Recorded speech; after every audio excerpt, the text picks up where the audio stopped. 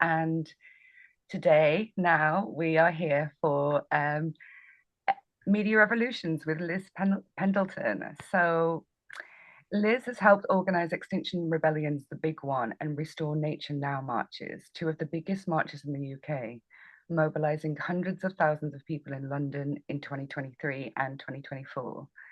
Liz co-founded Eco Warriors and Rise and Shine, and has more recently founded Media Revolution, envisioning a transformed media landscape by breaking through the stranglehold of billionaire-controlled media and algorithms.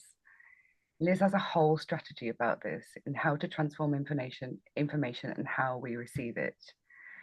Feel free to pop any questions that you have in the chat, use the Q&A feature.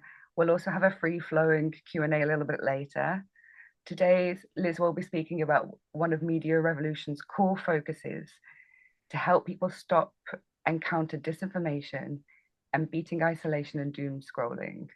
The idea is that once we're better informed and protected, we're better equipped to take action. So with that, I'll hand over to Liz. Liz, welcome. Thanks for joining us today. Thanks so much, Annabelle. Thank you for your introduction. Thank you, Tabby, for tech. Thank you, the whole of Festival of Revolutions. And thank you, everybody, for joining this morning or whatever part of the day it is for wherever you are. Thank you for being here. I'm really excited to get into talking about Media Revolution. And as a bit of a warm-up, just to kind of get to know one another, I would really love it if you could put in the chat what your feelings are about the current media landscape. So how are you feeling about the information system, which we call our media? And if you have any questions straight away, please feel free to fire them into the chat so we know. Yes, Terry, nailed it. Mainstream media. We call it lamestream media sometimes for funds. It is a hellscape. Anyone else got any feels about media? It'd be lovely to hear what your thoughts are before we get going so we know what kind of level we're at. And then I'll take through a couple of slides to talk about how the sort of theory of change is for Media Revolution and what we're up to. And then we'll get into news clubs, which are like book clubs, but for news. That way we're talking about practical actions that we can take. One of the things that we really want to focus on are steps that we can practically take rather than just analysis or rather than theory. We want to get our sleeves rolled up and get stuck in with making change. No one knows which media to believe, but once trust is lost, there is no shared truth, and that is a disaster. Thank you, Clotilde Redfern. Apologies for the pronunciation of your name. And John Gwynn says, I'm a journalist. Hopefully people trust what I publish. Very important that we distinguish the differences in trusted journalism and, well, we call it malignant media or movement media. We'll get into that in a second. Robbie, I'm learning about this on a course called Beyond the Noise. Yes, that's with Paul Thistlethwaite. Hope you're enjoying that course. He's a great instructor, facilitator, and I know the content. It's good. They aren't independent, and that's a big issue. Yes, Alina, nice. Okay, thank you. Keep your comments coming. It's really important that we start talking about the media because it is a central part of so many of the issues that we face. In fact, as Annabelle said, I was in climate campaigning and social justice campaigning, and I got first-hand experience of organising actions like big demonstrations or spicy actions. I blocked a coal mine in Wales, got arrested on a pink boat, and saw how the media handled that firsthand, knowing that it was misrepresented, it was misreported or ignored. And that fueled a kind of fire and a focus in me to look more closely at what I think a lot of us already know is that the information system has become so manipulated with propaganda and with division and disinformation that people just don't know where to go for accurate information. I try to avoid the word trust and truth, and I tend to err towards accuracy and facts because those are sort of scientifically reputable approaches to information, whereas trust and truth are kind of more have perspective woven into them. So yeah, feeling that firsthand and experiencing it and looking across and understanding a little bit more about what was going on got me to the point of co-founding with some other folks the beginnings of Media Revolution. We're only 18 months old, so we're quite young, but let's go into our first slideshow. If you're a fan of bright colours, you'll love this. If you're not, please feel free to turn the brightness down on your screens. We love our colours. All right, let's get into it. So why are we here? We think about this in terms of all of the issues that everyone experiences being filtered through a lens of the media, information that reaches us through the news. When we think about our recent history, we obviously can touch on the genocide in Gaza, Palestine, for an example of something which is ignored or misreported. That's killing others. Ecocide, a lot of us are driven by the climate scandal, and ecocide is a great word to explain what's happening at the moment, and that is either being denied or driven further. Newspapers that, instead of telling us what the state of the situation is, are just selling more consumption, more media, more consumption. And that's just not, when I say newspapers, I mean all media. And the final one, which is a word which not everybody might be familiar with, but is a really powerful word, which is menticide. And this is like ecocide and genocide and suicide. It's the killing of our minds. So menti, mind, side, killing. This is the confusion that a lot of people are feeling because they're being influenced heavily by information. In fact, it was a word that was coined by a Dutch psychiatrist after Nazi war crimes were committed in World War II, of literal brainwashing. And some of the conditions that you need to brainwash someone include isolating them. So that happens a lot in our current communities, right? We're isolated. Bombarding them with a lot of information and confusing them so they haven't got a grasp on reality. So we can kind of understand through the actual literal sense of brainwashing what's currently happening to us in our information system. What is the problem? So we've divided this into, like I said, there's good, I don't want to say good and bad, it's a bit too binary, but like malignant media and movement media are ways of describing the differences in corporately owned, corrupt, profit-making, unregulated disinformation versus movement media, which is progressive, decentralized, cooperatively owned, looking at better regulated, fact-checked, science-based, and so on and so forth. So these aren't perfect terms, but they're terms that we're using to help describe the transition that we believe we need to see from malignant to movement. And the great news is, to bring us out of the kind of doom of menticide, a lot of this stuff is already happening. And there are a lot of responses to the media malignancy that's happening, which is good. We've grouped them into 4 core responses that we understand. There may be others, but these are the main 4 responses. So this is, what do we do about the media? This is the kind of typical steps that people take. Either improve the regulation, so sort out the rules, make it harder for the disinformation to get through and the opinion and the influence propaganda. There's some examples of people doing that work. Radicalize, perhaps is a word that might conjure up some different images for what we mean. Is radic is the root. So radic is talking about things from the grassroots. So the voices that are often marginalized or silenced. And this slide, we actually started just looking at one particular topic. We were looking at the climate crisis. So here are some examples of what we would say is the root message. For example, stop funding hate, stop funding heat, desmog, covering climate now, etc. They're trying to get the root message out.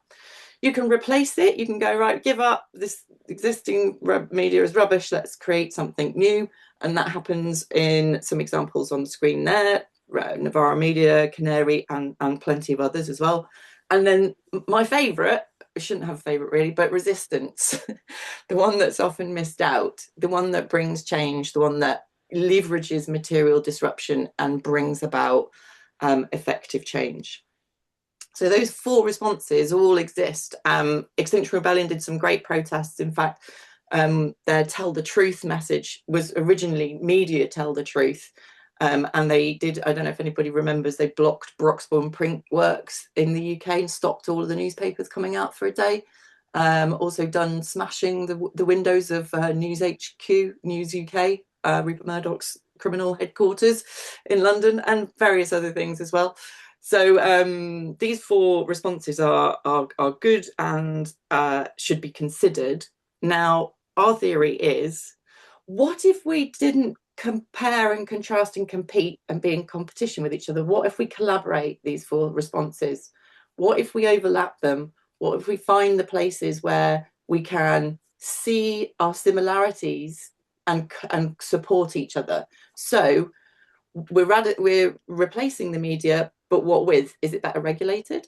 Yes, that's how we reclaim the space. You know, we want to hear some more grassroots voices. That's radicalized, and it's in a regulated space. Okay, we can reason with that. As you can tell, I love alliteration.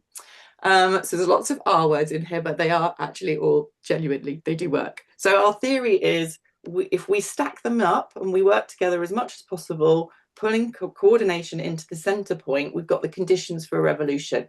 This means media revolution isn't essentially trying to do anything new. It's trying to bring together the efforts that already exist, create a chassis for those 4 wheels to work together. I'm gonna go on to the next slide. There's only a few more in this, and we'll pause for a second before going on to another slide deck. Who is it for? Media is for every person and every group that's affected by the malignant media. So that's literally everyone. And everyone who's already working on a better media, and there's a lot of people doing that, or anyone who would benefit from a movement media. This is a broad church of people who would be better off with a media revolution. When we say media revolution, we mean a massive change in the media. It doesn't have to be our media revolution. We just need this. We've got some wonderful supporters. In fact, I was just adding a few more before the session started, just added National Emergency Briefing, Impress, and Friends of the Earth in Birmingham, which is why they're not very well neatly aligned on the right-hand side. And Impress are really important because they are an independent regulator. They are press recognition panel approved Royal Charter standard. If anyone knows much about regulation, we've got in the UK a regulator called IPSO, who are a sham regulator, who are owned by the newspaper owners.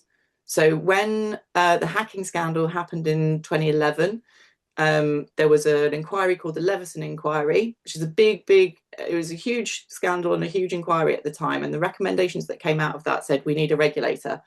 I'm paraphrasing a bit, but the newspaper owners set one up themselves. So they're literally marking their own homework, and they uphold a fraction of complaints. They get an absolute mountain of complaints, and they uphold a tiny fraction of them.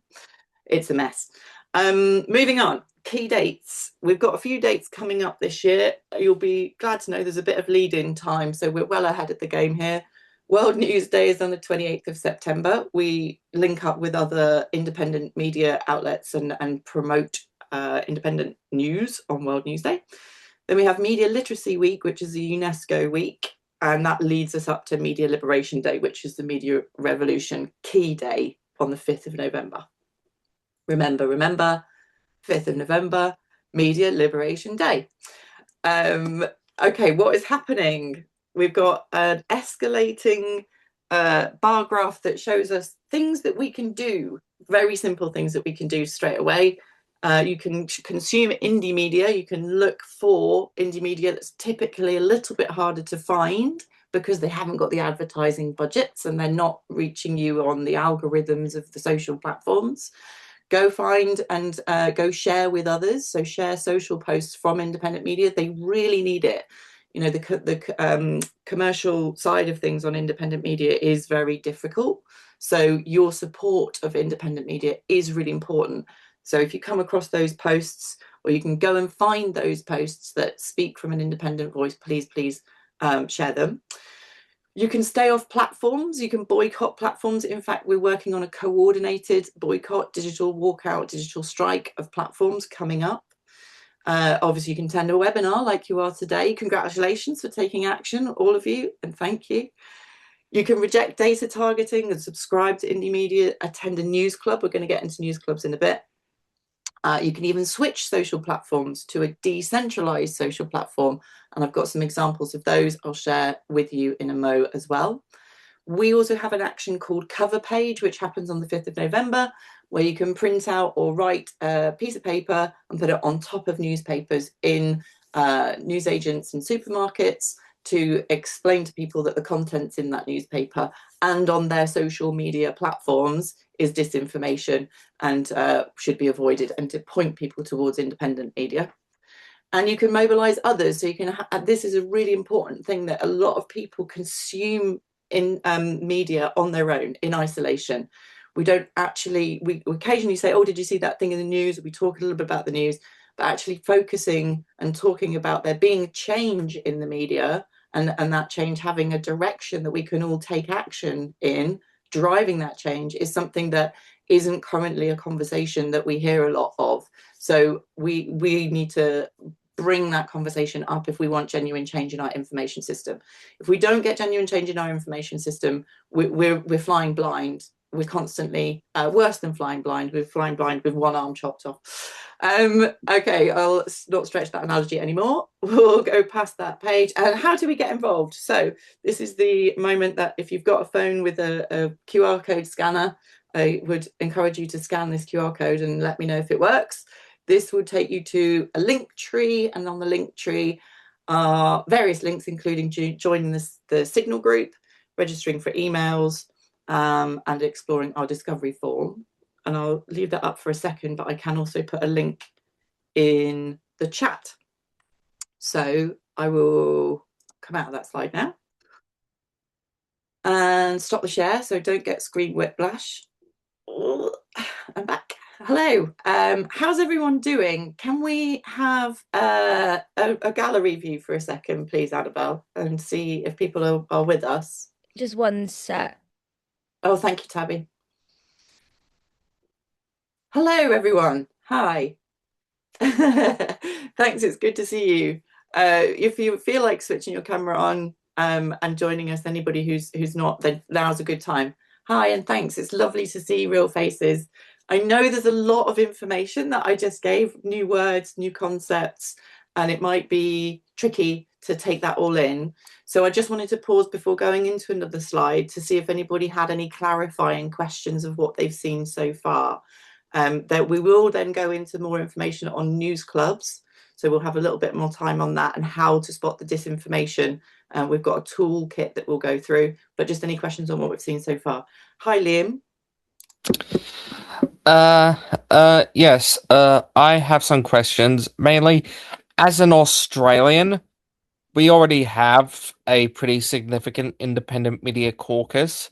Outlets like Michael West, Independent Australia, and The Shot exist. And there's also the Green Left, which I believe some of the people here might have heard of. But the issue is, we don't really have any sort of unifying thing that puts us together. We talk about supporting each other, but we don't really have any organization around it. And I was wondering if, although you are a Britain-based organization, I was wondering if anything that you had might be useful here down under. Thanks, Liam. Good question. And yeah, apologies. Much of the regulation information is UK focused because we have quite a unique regulation set up in the UK. But the rest of the stuff is all international. So news clubs, although again, I might use a UK example, it's a format that can work anywhere. So hopefully that might be something that can help you, and definitely the decentralized platform. And I think you asked the question in the chat, what platforms exactly? Have you heard of the Fediverse at all?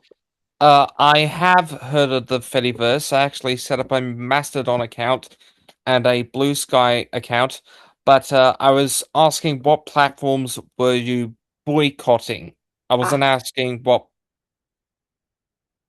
Okay, got you. So I just shared a link in the chat, which is for Me. So first of all, answering the question you didn't ask, which is which platforms to move to. So this is on the Fediverse. This is a decentralized social network with no ads, no algorithms, and no billionaire owners. So it works a little differently. And on Media Revolution's channel, which Liam, I just went on it on my screen, and I can see Independent Media Australia, one of the people posting. We've got a aggregator of independent news from around the world. So you can find independent media through our channel, which is a growing channel. So please feel free to suggest and submit some of the ones that you already had. Your Mastodon account will work with our MoMe platform because of the decentralized nature of the Fediverse. And if I've lost you... So how exactly do I recommend platforms? Because most of these are either they have their own website or they're on Blue Sky. Okay, so there is a Blue Sky bridge. Blue Sky isn't as fully decentralized as the Fediverse. It's still got some Silicon Valley ownership. So we say Blue Sky is better than X. Fediverse is better than X and Blue Sky. In terms of the platforms that we're trying to boycott, we are organizing in a union, media consumer union, and the boycotts that we choose will be driven by the members because it's a democratic union membership. So if the members want to boycott Facebook because of their algorithms, they will boycott a platform for a specific reason. So this is a new union. It's just been confirmed as a community benefit society. So it's got approved by the Financial Conduct Authority, which means that a member pays, I think it's £12 a year, £1 a month. And with that, you get the option to vote for which platform or publisher you want to coordinate all the members around a boycott for. And those members sort of pledge as part of their membership to bring other people with them. So for example, let's say we were going to boycott Facebook because they have the face scanning feature on photographs that takes everybody's information, that we don't like that, right? So we would coordinate together and say we're all going to boycott Facebook for 1 week starting on June the 1st, and we're going to encourage other people to come with us and do that boycott too, even if they're not members. So we all club together and we vote on which platform, which problem, and then we coordinate the boycott together for that. Does that make sense? Okay, I've kind of gone off down a little bit of a rabbit hole, but I'm getting nods from Bess, so I'm loving that. Any other questions, burning questions before we go into news clubs? Terry. Hello, Terry. Hello. I'm going to go way back to the beginning. You had a topic up there that is dear to my heart. I've been in AI since 1980, and I'm still an independent researcher, so I know the field, let me just say, quite well.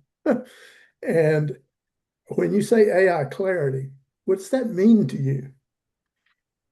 So there are emerging conditions and criteria around ethics on AI, as you well know, but for the context for everybody else, there's a huge difference between an AI which is, let's say, the brainchild of Elon Musk versus the brainchild of, say, Indigenous elders who would have a very different outcome were we to ask it the same question, were to ask those two AIs the same question. And that's really important for people to understand, that it's not an artificial intelligence that lives in a computer and the computer is neutral. It's being influenced by the owner or the creators of that platform, or the moderators and the caretakers and so on. So for us, we don't specialize in AI so much as someone like Unplug AI, and there's various other big tech groups that we're working with. But our point is that AI is influencing the media heavily, and we need to know how that's happening, and we need to help people to understand the difference between information that's been generated by regulated journalists, for example, and AI. In fact, there was a really good experiment where people used AI to go and get the news. So to say, go to the platform and say, tell me what the headlines are in my hometown. and the hallucination was at about 40%. So people are, when we do a survey, we do a regular survey, ask people where they get their news from. Lots of people say, well, I get it from AI. An increasing number of people get their news from AI, which means an increasing number of people have got a reality which is being hallucinated by a platform that has a bias from a billionaire owner, which is incredibly worrying, and we need clarity on that. Does that Well, I make totally agree. People are actually dying because of the influence of AI, suicides, murders, I mean, homicides at least. I did plug my Substack in the chat thread, and my Substack has two sections devoted to artificial intelligence. One is kind of mainstream or common reader audience. The other one is very philosophical, deep, technical for people who have been in the field or want to dig deeper. So there is a link in the chat to that Substack for anyone who might be interested. Awesome. Thank you so much, Terry. That's brilliant. The whole objective of it is to give people a very clear understanding, philosophically, scientifically, technologically, socially, and culturally, why it's on the wrong path. And it's been on the wrong path for 75 years. I will gladly have a good look at that at some point, Terry. Okay. Thank you for popping that in the chat, and please everybody to have a look at Terry's link. Glad to have you contributing to this session, Terry. Thank you so much. Well, it just happens to be something that keeps me awake at night. It's 5 o'clock in the morning. Yeah, and I'm up likewise. because I just published 3 new articles on there. Have we got any other experts hiding in our midst who want to make themselves known or have any questions? Or should we dive into news clubs? Are we ready? We're ready. We're ready. Okay, let's do that. I have to keep an eye on the time, or someone is keeping an eye on the time as well. About halfway through. Great. Okay, so in that case, let me share with you another slide. There we go. Another brightly coloured slideshow, but this time talking about news clubs. So just like a book club, if anyone's been to a book club, we're saying they're better, but of course we're a little bit biased, so don't take our word for it. Book clubs are great. Come together to as a group to talk about the news and what to do about it. Right, this is the idea. So it's breaking out of your isolation. Most people consume news on their own. This is the opportunity to do it in a group, to have a shared moment where we slow down and we take a group discussion about what's in the news. So you can share your thoughts, your opinions in a constructive way, and move from malignant to movement media. So this is one of the steps that takes somebody from I'm not really sure what I'm consuming, but it's probably AI or it's possibly disinformation, I'm not really sure, and then pointing them as a signpost towards independent media. But it doesn't have to really lead with that. It's to help people to kind of start their journey. And it might be that we've got some people in the room who are already quite a long way on this journey, already feeling very media literate and already feeling like a news club might not be for them. This isn't necessarily to try to convince you to come to a news club or you to set up a news club for you. It is a tool that can help you to reach people who you might not normally reach. This is something that you can do in your community centre. This is something you can do in a cafe, in a pub, in any place where people are already gathering who might not be already aware of the issues that we are so passionate about, and they might not have access to alternative ways of thinking because they're living in a bubble. Which we all know has been created by the system. So that reaching new people aspect of it is really, really critical. So if you're thinking, you kind of got to use 2 parts of your brain at this point. One part is like, what do I feel about news clubs? Or what the other part is, what might they mean for other people? Especially in this sort of a group where I'm sure we've got some revolutionaries already operating in different places. The benefits, we're reducing isolation, improving mental health, accessing an increased diversity of opinion, becoming coordinated in your community, and there's the media literacy I mentioned. So we'll get into how. Between 3 and 10 people is like a rough size for a news club. You can just do a pop-up news club with a couple of people. Once you understand how it is, you're chatting around something someone brings up in the news, you can just do an ad hoc news club, or you could schedule one and have your weekly, fortnightly, whatever works for you. You read or watch an article or a social media post together. You have a round of short reactions, and then we offer a CAPE structure to review the content together. So CAPE is our protection, our armor from disinformation. And this is the beautiful CAPE, what's it called, acronym? Content, accuracy, politics, and emotions. So what we do is, typically when we're consuming an article on our own, we might have the emotion, we might feel something that's being created, but not really be sure where it's coming from. We break it down. If we start to look at the article constructively or deconstructively, break it apart into these topics, you start to notice things that help you to understand what's happening more than just a story. So I'm going to segue into the third slideshow and come back to the other one in a second, but this is CAPE in more detail. These are questions to help us to understand the content. Okay, so is there clickbait? Is there an outrageous headline? What's happening in your attention? Are you being triggered in some way? Is there outrage? Who's the quotes? Who's the experts and critics in the article or the post? Who's being cited? Are they a person that's funded by interested parties? And whose perspectives are missing? So if the article is about some particular group or a person, but they're not actually quoted, then we're missing their perspective. So these are important ways to think. For example, is the article about disabled people, but there's no voices from people with disabilities? This is about the content, the overview of the article. When we get into accuracy, we're looking at evidence. We're finding what are the statistics? Are they reliable? Can we trust those statistics? Sorry, trust is a bit of a dangerous word. Can we check those stats? Who produced them? Who is behind them? And importantly, Terry will spot this one, is there AI? AI generated images or videos. It's hard to be sure, but there's some tools out there which we can use to check, are the images real? And lastly, is the content well regulated? So who is producing the media? Who is the journalist? Who is the publication? Who's the platform? So even if we find this difficult to do, slowing down for just long enough to question, is this accurate, can be the transformation for people from just consuming or feeling confused, i.e. infanticide, or feeling empowered. It's that literal, just instead of just taking it on board, you're shifting it to asking questions about the content.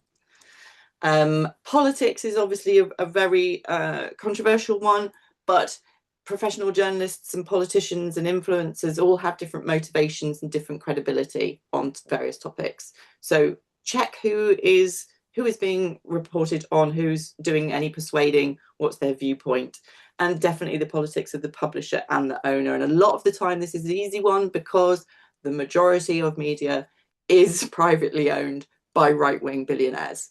So you've got a bit of a clue there that a lot of the time, unless you're going after the independent publications, you've got an influence there. And last one, emotions. And this is actually something that comes across sometimes quite subtly, but the language that's being used, the tone and the word choice can really alter your perception. And that's a lot of disinformation actually happens in tone. A lot of this is about taking a statistic and skewing it with tone, making you feel like something should be something to be angry about or concerned about. And that especially is being seen with the anti-migrant rhetoric in the papers in the UK right now and in the media in the UK, because they're using figures but not using them in context. So we're forgetting that the 8 million that we spend on migrant hotels is nothing compared to the 80 million that is lost to offshore tax havens. And it's not, so we're losing context. But yeah, the article will be designed to make you feel something, often with an emotional word or trigger that helps to get you feeling a certain way. So that's the final slide for the CAPE presentation, and I'll go back to the News Club one. Here we go. So yeah, so we put on our CAPE, we've got a structure. We now know that if we're sat in a group, we're looking at an article or we're looking at a post on social media, we can start to think, okay, what's in it? Content, accuracy, politics, emotions. helps us to break it down, helps us to have a constructive conversation about peace. News clubs can be looking at a topic, so you could choose climate change, you could choose something that's happening in your local area, something that's good for you, or you can just pick any story, or people can suggest what they're seeing and what they're hearing in the news to cover in your news club, a bit like when you choose a book. And you can spice things up a bit. You can have different articles from or different sources. And again, when I say articles, I also mean posts. Anyone can be a part of your group, but you can sort of elect somebody if you've got a person who can coordinate occasionally and send out the messages reminding people when meetings are, and sending out the signal, a Zoom link if you're meeting online, or where you're meeting in person. This is all just sort of self-organizing advice. If you've ever done any sort of organizing, you probably don't need to know all of this, but it's probably best to have a little consideration about whether you're a closed group, which is just people you know, or what we would encourage, which is an open group, to encourage members from anybody to come and join you. But what some people do to start off with is start closed, so that they get the hang of it and understand how the thing works, gain their confidence, increase media literacy skills, and then open it up to welcome other people. And then you can obviously invite guests and all that sort of thing. And I think we're nearly at the end. So yeah, you can meet physical or digital. I said that. Make sure you consider accessibility needs for people. And yeah, final thoughts. Coming together as a group to discuss news can be really fun and interesting. Trust me, I've done quite a few news clubs now, and there's always an interesting thought that comes from somebody that you just, wouldn't have expected. It can get controversial because the news can be divisive. So you need to have good facilitation or moderation skills. But if things get spicy, it's not the fault of the people in the room. It's the media causing that. So just remember to keep it focused on, we're good people coming together for a good reason. If we have differences of opinion, that's okay. We're here to improve our understanding of each other. So be kind and compassionate. Take a break if you need to. And next steps, Media Revolution, are combining and coordinating and connecting news groups as much as possible. It's quite new, but we're trying to get them so that they're speaking to one another, so we know what's happening in one space could happen in another.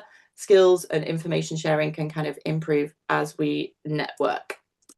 So there's our email address if you want to get in touch, but also I would recommend the Signal group link, which we shared a little while ago. And I'm going to stop the share for a second, check in. Everyone's still here. That's good. Great to see you all.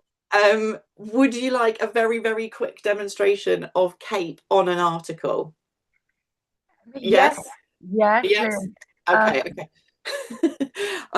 Signal link, I'll pop the Signal link in the chat in a mo. Let me just do this one. I picked a doozy of an article because there are so many to choose from, but I picked an easy one so that we can see it working. Right, so more slides. This article, let me see if I can pop that link in the chat for you. One sec. It's a Daily Mail article. I can't get that link. Can I? Yeah, I can. Copy link address. There we go. Pop it in the chat. This is Ed Miliband, who's sorry for those who are not in the UK, you might not have heard of him before. A politician who's associated with net zero. And the Daily Mail article says, and I'll go through it sort of slide by slide. We'll just do the first couple of paragraphs and title.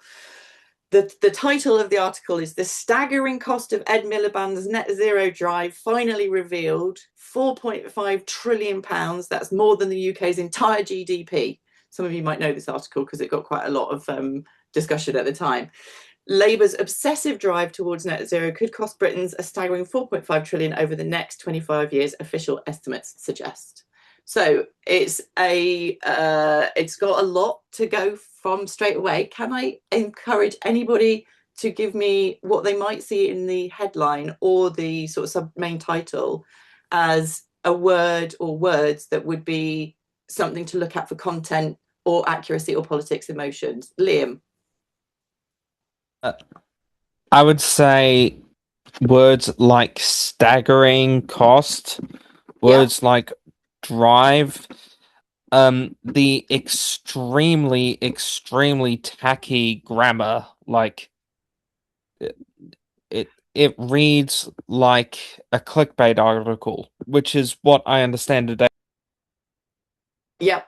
Yep, Daily Mail love a bit of clickbait. And just to say as well, when we're talking about, we've got up here a newspaper article, which is an online news, so it's website.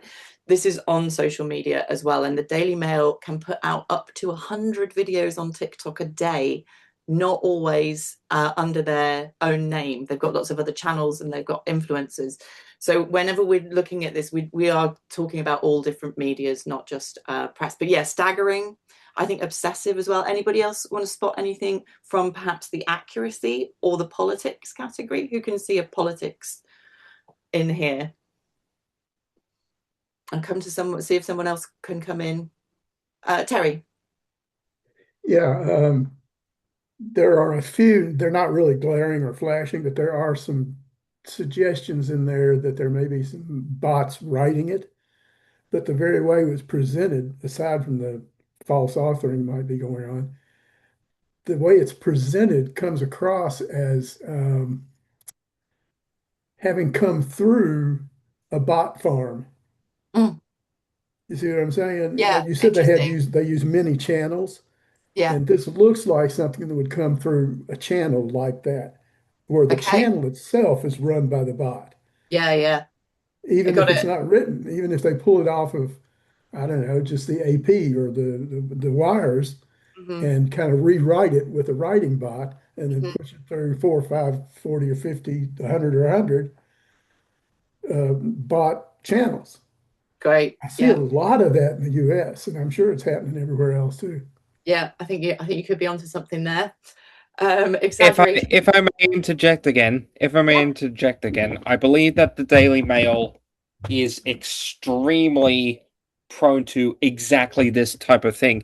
I live in Australia, so the Daily Mail, it doesn't get printed here, but I remember one of my first interactions with the Daily Mail was when I got into what I would currently signal as my favorite band, My Chemical Romance. They have a bit of a history with the Daily Mail. For those of you who don't know, right around the time they were starting to release, right around the time they were releasing the Black Parade, the Daily Mail put out an article calling emo a cult. Mm. Calling emo a cult that promotes self-harm and suicide in their lyrics. Mm-hmm. And this would actually, 2 years later, that would actually explode into something again when a teenage girl called Hannah Bond took her life, and everyone in her life blamed it on emo, blamed it on My Chemical Romance. And so a bunch of My Chemical Romance fans actually marched, quote unquote, on the Daily Mail's offices. It was a whole thing. It was a whole Yeah. thing. And it was just a lot of really terribly written articles. Yeah, it sounds like a pattern, and that's really important to spot those patterns of that language that is blaming and creating a culture. And yeah, absolutely right. You're spotting the patterns that Daily Mail use to point the finger at everybody else apart from themselves. Thank you, Liam. I'm Australian. I was lucky since we don't get it in print form. Yeah. So Liam, in some sort of can I just ask to share the time a little bit, because I've got Alexander waiting. He's not spoken yet, but we have heard from you a couple of times. Is that okay? We'll just move on to Alexander and we can come back. that is okay. Thank you, lovely. Okay, Alexander, are you there? Yeah, hi, thank you. I'll be very quick. So the main problem I have with the numbers, I'm kind of number guy. I have IT background, writer, etc. issue is that one number, 4.5 trillion, is represented in single year and emphasized as such. But that's over 25 years. So if you can't kind of start thinking deeply, what is also calculated in those 4.5 trillion is, for me, for instance, buying electric cars. Me as a person, which is my personal expense. So 25 years is a long period of time. So that means during that period of time, I would anyway spend at least buying two fossil fuel cars, regardless of the type. So that means that I would spend personally 100,000, let's say, on buying two diesel cars or petrol cars or whatever. So that is multiplied and put into one number and representing as like a very huge number, which is not that huge. It's just amplifying in order to scare population. So that's my comment more. Wonderful, thank you so much. Yeah, I'm glad we've got a numbers person in the space, because I'm not a numbers person. But when you see a big number like this, it's important to think, what does that mean? What does that contain? So I'm going to go on to the next slide, which does keep the content of this slide and then uses our cape with highlights. So this is all the colours for all of the different letters. So you're right, I can't remember who it was who said, I think it was Liam, with the emotions: staggering, obsessive, finally revealed, entire GDP, huge emotion words there. Politics, obviously we've got Ed Miliband, that's Labour, so that's highlighted in the dark blue. You've got the lighter blue or green colour, accuracy, 4.5 trillion, and GDP, and 4.5 is repeated over the next 25 years. And then content, this is a really important one. The what we call weasel words. The weasel words in here are the sort of get out, or soften the quote, soften the claim.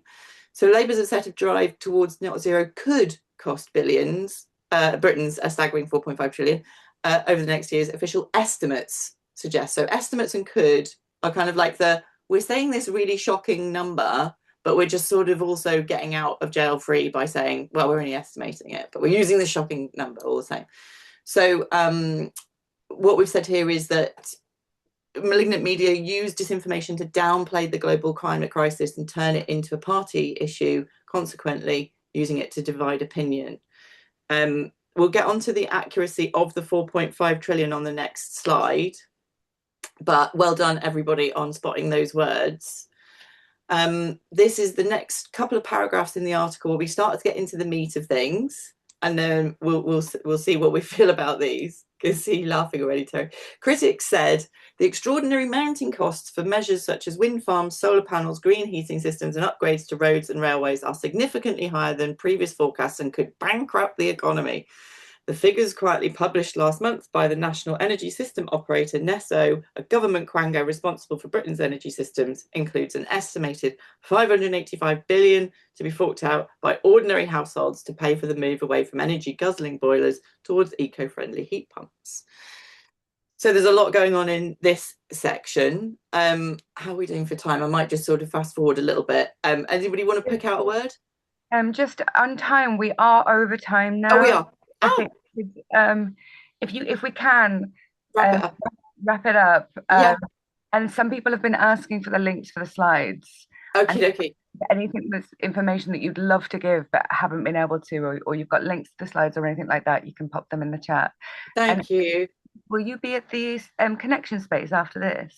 Yes, I'll go ahead there straight away. You can continue to share there. So anyone that wants to continue with Liz, you can head over to the connection space soon. Thank you, Annabelle. Thank you. I'm terrible at keeping an eye on time. I'll just do a quick share. There you go. There's the emotions words, extraordinary, quietly forked out. And the critics who wrote the report are the IEA, who are funded by Exxon and BP. So the content saying that we're going to be bankrupting the economy with going to net zero happen to be funded by the fossil fuel industry. And this article goes on to point out that as our friend said earlier, the money is based on all projections for all energy related spending through to 2050. which is we would spend that money even without net zero. So it's a completely wildly inaccurate use of the figures. Okay, I'll come out of the screen share. Thank you for your attention, everybody.